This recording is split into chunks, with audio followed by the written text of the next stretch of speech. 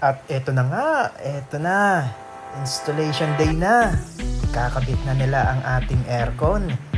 Etong aircon na to ay ilang araw na rin dito sa bahay bago nagpunta itong mga mag-i-install. Mabuti at dumating na sila ngayon.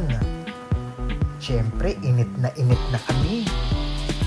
At excited na kami. Ayan o, sinusukat na ni Manong dito sa kwarto.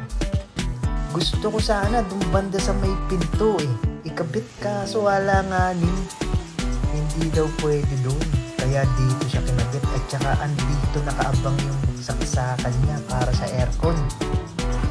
Ayan o. Yun o. Nakabit na siya o. Diba? Eto na siya. Nakabit na siya sa kwarto. Ayan siya.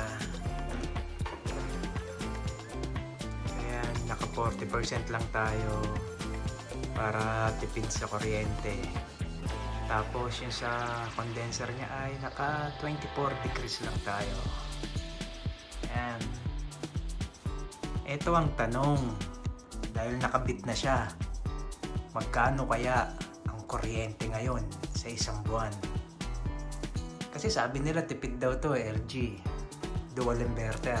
Pero hindi natin alam kung magkano lalabas. Sa bill, yari na. Doon magkakaalaman next month.